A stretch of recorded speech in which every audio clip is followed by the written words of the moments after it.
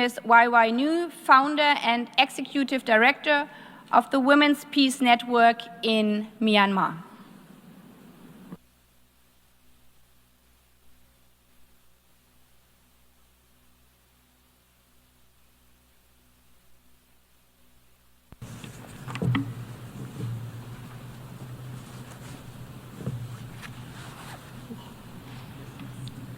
President, Excellencies, civil society colleagues, my fellow Rohingya and people of Myanmar, I am honored to speak to you today.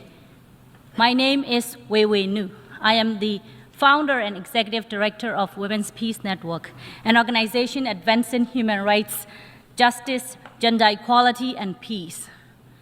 I thank the President of the General Assembly and her team, the Bangladesh Mission, and all member states for making this conference possible. This is a historic occasion for Myanmar, but it is long overdue. Our people have suffered enough. For ethnic minorities from Kachin to Rohingya, the suffering has spanned decades. Decades of displacement, oppressions, violence, and decades of inactions on war crimes, crimes against humanity, and genocide. That cycle must end today. The conference must be the beginning of change, of a lasting solution over a temporary fix, one that is grounded in a pathway for the future that people of Myanmar define. We cannot just walk away from today after a series of statements. Instead, we need a concrete follow-up mechanisms, one that ensures sustained monitoring of the result of today's conference, clear benchmarks, and above all, the meaningful inclusions of the community's voices in all decisions about their futures. And it must immediately end the ongoing killing fields in Myanmar. As I speak, the Burmese military junta is continuing to commit mass atrocities all across the country. Airstrikes are killing women and children, youth are being forcibly conscripted, political prisoners are tortured, women and girls and LGBTQI+ people are raped as weapons of war. In Rakhine state, after decades of genocide, the Rohingya are facing a total, complete destruction. The junta Bloc 8 recruits Rohingya as human shield and continues systematic persecution. The genocide did not end in 2017. It has worsened. Rohingya are now being targeted by Arakan army, the AA. Over the past 2 years, the AA has seized control of much of Rakhine, including the North and Bangladesh border. Despite promises, its actions mirror the junta: massacre, arson, torture, forced recruitment, forced transfer of people, and sexual violence. It is now denying aid to the Rohingya and is systematically starving them to death by confining them and restricting their movement. In northern Rakhine state, there has been no UN or international aid for over a year. Like the military, the AA is denying its atrocities, even publicly bashing UN reports on Myanmar. And like the military, the AA is denying the Rohingyas' indigenous identity, calling the Rohingya everything but their name. Meanwhile, the violence is also affecting everyone in Rakhine state. The junta is still confining 120,000 Rohingya in internally displaced persons camps in Sittwe. There, the military continues to abuse and deny basic human necessity, forcing them to suicide or flee by boat. The military is also attacking areas with ethnic Rakhine, Kamen, Dainet, Mro, and other minorities.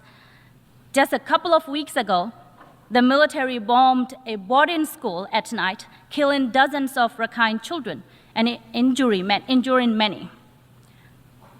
No one is spared. It is also true that armed groups that are undemocratically claiming to represent the Rohingya have collaborated with the military. The AA has taken these as excuses to inflict collective punishment on Rohingya civilians. And when it suits its goal, like improving image before this conference, AA would orchestrate a media campaign to whitewash its actions to the international community.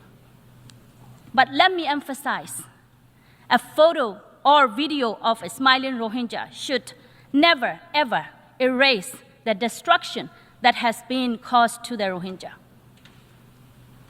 What the AA is doing now is detrimental to the people of Arakan and their common future. All I and my community have wanted is to live in peace with our diverse neighbor in our homeland. So if the AA also genuinely seeks coexistence, it can use its newfound power to take measures that allow for safe and voluntary return of Rohingya and ability not just to live, but thrive with equal rights. If there is a will, there is a way. It can easily protect Rohingya, allow aid to enter, hold perpetrators of atrocities accountable, and creates conditions for genuine, peaceful coexistence. Unfortunately, we know by now that that will not happen anytime soon. And the genocide victims and survivors are, when the genocide victims and survivors are at risk of exterminations by the multiple actors, there is no time to waste. The international community must immediately intervene to exercise its responsibility to protect the remaining Rohingya. Cross-border aid or a humanitarian corridor must be established along the Myanmar-Bangladesh border so that the life of the starving civilians can be saved. Targeted sanctions must be imposed on perpetrators of mass atrocities to diminish their capacity to brutalize more civilians. An independent body must be deployed to Rakhine State to monitor the situations and collect the evidence of atrocities. Without actions, Rohingya exodus will continue until there is no more Rohingya left in Myanmar. Excellencies, as long as atrocities against civilians continue, the refugee crisis will continue. This cycle of atrocities and mass displacement has spanned Myanmar's history. We saw this in 1978, in 1991, in 2017, and now again. I urge all of you to ask yourself, why do we see these patterns happening over and over again? Because for Rohingya and fellow ethnic minorities, the answer has always been clear: impunity. For 70 years, the military has escaped justice. The impunity emboldened others to follow. And in impunity is the only way to end atrocities. Therefore, international community must end this impunity that is at the root of all atrocities. Perpetrators of atrocities against civilians must be held accountable. Justice is not optional. It is the only deterrent, the only path to peace. Effective justice and accountability initiatives are crucial in deterring actors from committing more atrocities. And with effective international support, these holistic forms of deterrence can establish framework of lasting peace. Lasting peace is a necessary precondition for the repatriation Rohingya and all other refugees. Excellencies, let me emphasize this again. Lasting peace in Myanmar fundamentally depends on justice and accountability. And lasting peace can happen in a federal democracy where the Rohingya and other ethnic minorities have constitutionally granted equal rights and self-determinations and are free to exercise them. The The international community thus must prioritize meaningful engagement with the pro-democracy movement over the military. All the people of Myanmar want is the military to be held accountable and kept out of politics. By now, we know that soft diplomacy is clearly not enough to change the military's illegal, brutal behavior. Soft diplomacy only prolongs the country's crisis. And when there is so much human suffering already, there is no time to waste.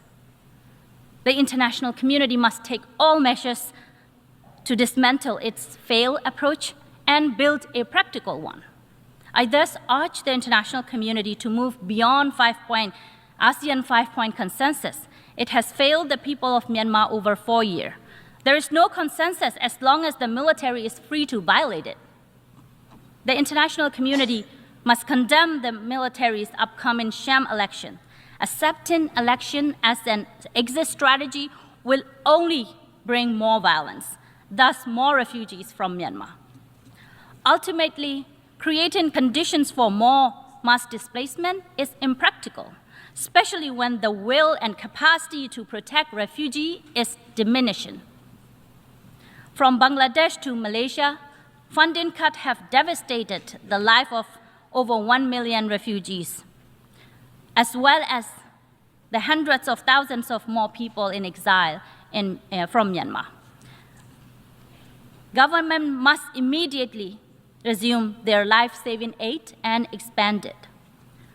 Steps must be taken to strengthen refugees' resiliency.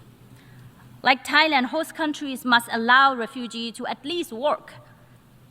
And access to education is critical for refugee children, especially Rohingya youth in Cox's Bazar. The international community must fulfill its duty to protect refugees. Instead of detentions, deportation, provide access to the safe disembarkations, asylum, and domestic legal processes. Protection is especially crucial for Rohingya women and girls. They continue to face brutal forms of violence as refugees, even after fleeing genocide. This is intolerable. Excellencies, you already have the evidence. You already have the power. What is missing is the political will.